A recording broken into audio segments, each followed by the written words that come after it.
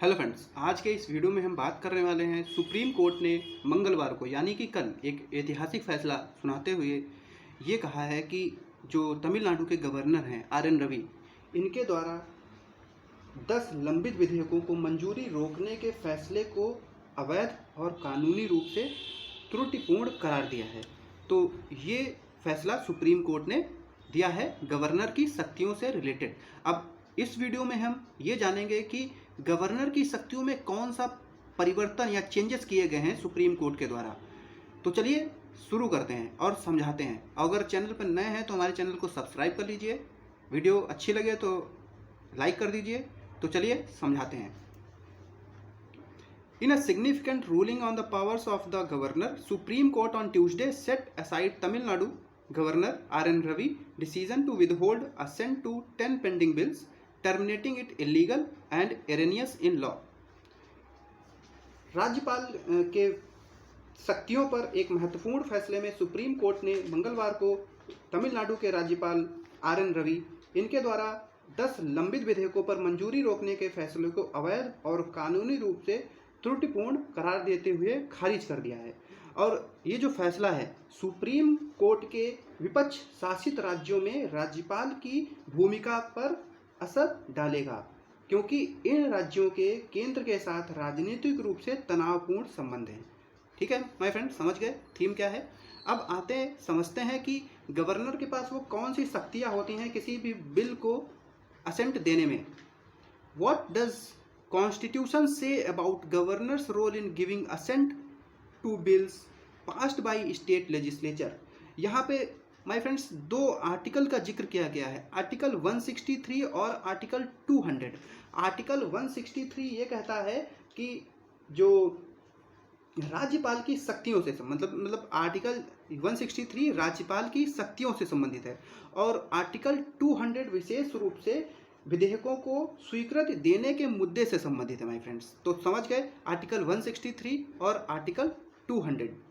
अब समझते हैं कि गवर्नर के पास वो कौन से ऑप्शंस होते हैं किसी भी बिल को। देखो, जब कोई बिल स्टेट लेजिस्लेचर के द्वारा पास करके राज्यपाल की सहमति के पास राज्यपाल के समक्ष प्रस्तुत किया जाता है। ठीक है, जब कोई स्टेट लेजिस्लेचर बिल को पास करके राज्यपाल के समक्ष प्रस्तुत करता है तो राज्यपाल के पास 4 ऑप्शन होते हैं उस बिल से रिलेटेड। पहला है grants assent to the bill, विधेयक पर स्वीकृति प्रदान करना। दूसरा है withhold assent to the bill, विधेयक पर स्वीकृति रोकना। तीसरा है return the bill for reconsideration, विधेयक पर पुनर्विचार के लिए वापस भेजना। और फोर्थ है reserve the bill for consideration of the president, विधेयक को राष्ट्रपति के विचार के लिए सुरक्षित रखना। अब यहाँ पे आर्टिकल 200 का जिक्र किया गया। आर्टिकल 200 ये कहता है माय फ्रेंड्स को जब कोई विधेयक राज्य की विधानसभा द्वारा पारित कर दिया गया हो या विधान परिषद वाले राज्यों की स्थिति में दोनों सदनों में पारित कर दिया गया हो तो राज्यपाल के समक्ष प्रस्तुत किया जाएगा और उस पर राज्यपाल यह घोषित करेगा कि विधेयक पर अनुमति देना है या उस पर अनुमति रोक लेना है, या वह विधेयक को राष्ट्रपति के विचार के लिए सुरक्षित रख सकता है। ठीक है। However, the article has key provisions. It says that governor may soon as possible return bill other than money bill with message requesting that House reconsider it in parts or in whole. If state legislature after reconsidering the bill sent to it governor, once again the governor shall not withhold assent the there form. मतलब इसमें प्रावधान ये है कि राज्यपाल जितनी जल्दी हो सके धन जो मनी बिल है, मनी बिल के अन्य विधेयकों को वापस कर सकते हैं। मतलब मनी बिल को वापस नहीं कर सकता गवर्नर। ठीक है। साथ ही यह भी संदेश दे सकते हैं कि सदन उन पर आंशिक रूप से पुनर्विचार करे या विधानसभा विधेयक पर पुनर्विचार करने के बाद उसे एक बार फिर राज्यपाल के पास भेजती है तो राज्यपाल उस पर अपनी सहमति नहीं रोकेंगे। ठीक है, ये गवर्नर की शक्तियां हैं। ठीक, अगर कोई विधेयक रिकंसिडरेशन के बाद गवर्नर के समक्ष प्रस्तुत किया जाता है तो वो गवर्नर उस पर अपनी सहमति देना जरूरी मतलब गवर्नर को सहमति देना जरूरी है। ठीक है। The tug of war between the government and governor in opposition ruled states essentially lies in the word play in the provisions. While the governor must return the bill as soon as possible, no time frame is specified.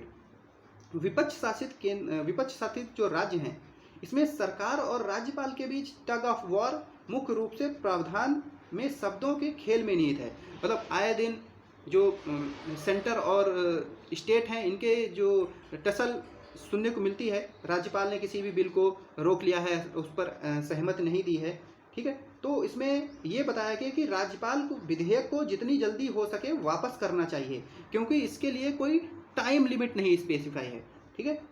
विधेयकों को राज्य विधानमंडल को वापस किए बिना अनिश्चित काल तक रोके रखा है। मतलब अब ये मेन जो मुद्दा है RN रवि के साथ, इन्होंने क्या किया है कि विधेयकों को राज्य विधानमंडल को वापस किए बिना अपने पास अनिश्चित काल तक के लिए रोके रखा हुआ है। तो ये मेन मैटर है। अब समझ लेते हैं सुप्रीम कोर्ट ने कुछ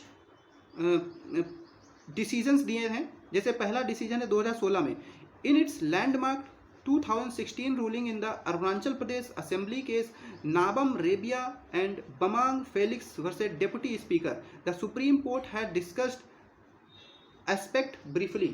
सुप्रीम कोर्ट ने इसमें ये बोला है, सर्वोच्च न्यायालय ने कहा था कि निसंदेह राज्यपाल किसी विधेयक पर अपनी स्वीकृत अनिश्चित काल तक के लिए नहीं रोक सकते, बल्कि उन्हें एक संदेश के साथ विधानसभा को पुनः भेजना होगा और इसमें विधेयक में संशोधन की उनकी सिफारिश भी शामिल हो सकती है। तो ये जो केस जो सुप्रीम कोर्ट ने डिसीजन दिया था, ये 2016 में Nabam Rebia and Bamang Felix versus deputy speaker के केस में सुनाया था, ठीक है माय फ्रेंड्स। एक दूसरा फैसला है in 2023 the state of Punjab versus principal secretary of governor. इसमें ये सुप्रीम कोर्ट ने बताया था कि राज्य सरकार के पक्ष में फैसला सुनाते हुए सुप्रीम कोर्ट ने एक फैसला दिया कि राज्य के अनिर्वाचित प्रमुख रूप से राज्यपाल को कुछ संवैधानिक शक्तियां सौंपी गई हैं। हालांकि इस शक्ति का इस्तेमाल राज्य विधानसभाओं द्वारा कानून बनाने की सामान्य प्रक्रिया को बाधित करने के लिए नहीं किया जा सकता, ठीक है। मतलब 2023 के केस में ये बताया गया कि जो गवर्नर के पास शक्तियां हैं, इनका इस्तेमाल विधानसभाओं द्वारा कानून बनाने की सामान्य प्रक्रिया को बाधित करने के लिए नहीं किया जा सकता। आइए समझ लेते हैं सुप्रीम कोर्ट ने मंगलवार को क्या फैसला दिया है। Tuesday's decision by the Supreme Court relied on 2023 ruling but went a step further. देखो जो ये फैसला है जो कल सुप्रीम कोर्ट ने दिया है, ये जो फैसला है ये 2023 के निर्णय के फैसले पर आधारित है, ठीक है। लेकिन इसमें एक स्टेप सुप्रीम कोर्ट ने आगे फैसला देते हुए ये बताया है, first, it prescribed time limit for governor to exercise his power under article 200।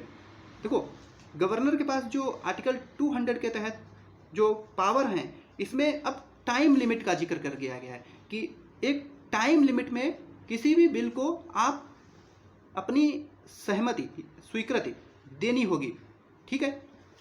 As a general rule it is not open for the governor to reserve bill for consideration of the president once it is presented before him in the second round after having been returned to the house previously as per the first provision.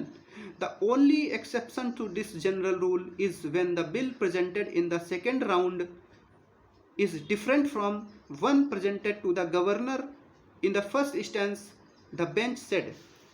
Supreme court ने ये बताया कि सामान्य नियम के अनुसार राज्यपाल के लिए यह अधिकार नहीं है कि वह किसी विधेयक को राष्ट्रपति के विचारार्थ सुरक्षित रखे, ठीक है। जब वह पहले प्रावधान के अनुसार सदन में वापस भेजे जाने के बाद दूसरे दौर में उनके समक्ष प्रस्तुत किया जाता है। इस नियम के अनुसार इसमें एक अपवाद है, इसमें यह है कि जब दूसरे दौर में प्रस्तुत विधेयक राज्यपाल के समक्ष पहले प्रस्तुत किए गए विधेयक से अलग है।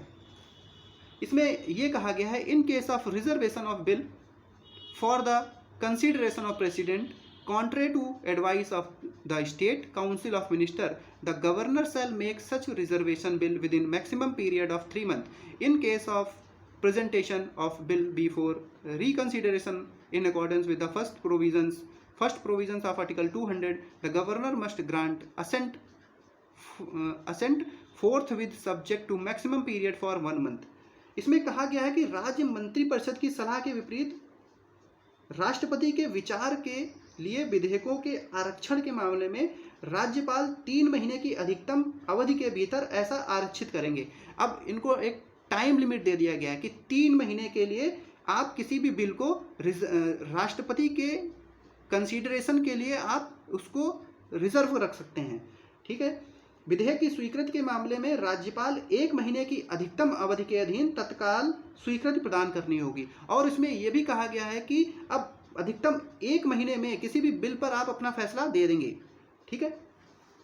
अपनी स्वीकृति मतलब राज्यपाल को 1 महीने के भीतर स्वीकृति देनी होगी।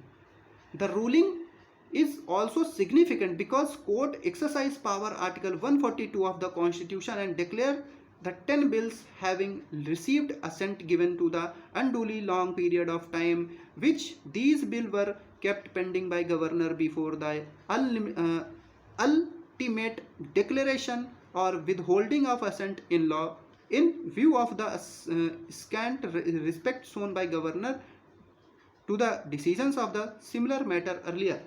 देखो, इसमें एक निर्णय लिया गया और यह निर्णय इसलिए महत्वपूर्ण है क्योंकि न्यायालय ने संविधान के अनुच्छेद 142 के तहत शक्तियों का प्रयोग किया और जो 10 पेंडिंग विधेयक थे उसको स्वीकृत प्राप्त घोषित कर दिया। ठीक, समझ गए? तो सुप्रीम कोर्ट ने जो फैसला सुनाया है वो आर्टिकल 142 का यूज़ करते हुए सुनाया है और उसमें जो 10 पेंडिंग बिल्स थे अब उन पर स्वीकृति प्राप्ति घोषित कर दिया गया है। क्योंकि इन विधेयकों को स्वीकृति ना देने की अंतिम घोषणा से पहले राज्यपाल बहुत अधिक समय तक लंबित रखा गया था और इसी प्रकार के मामलों में न्यायालय ने पूर्व निर्णयों के प्रति राज्यपाल द्वारा बहुत कम सम्मान दिखाया गया। मतलब कोई भी बिल होता था वो राज्यपाल अनिश्चित काल के लिए अपने पास सुरक्षित रख लेता था। ठीक है। लेकिन अब क्या किया गया है कि मतलब सुप्रीम कोर्ट ने ये फैसला दिया कि 3 महीने के भीतर 3 महीने के लिए किसी भी बिल को राष्ट्रपति के कंसीडरेशन के लिए आप सुरक्षित रख सकते हैं और 1 महीने में अपनी सहमति किसी भी बिल पर देनी होगी। तो ये चेंजेस कर दिए गए हैं, ये गवर्नर की शक्तियों से रिलेटेड चेंजेस किए गए हैं सुप्रीम कोर्ट के द्वारा। ठीक है माय फ्रेंड्स, तो आप मुझे कमेंट में बता सकते हैं कि ये वीडियो कैसी लगी। आप अपनी व्यूज़ कमेंट में बता सकते हैं। तो चलिए मिलते हैं नेक्स्ट वीडियो में।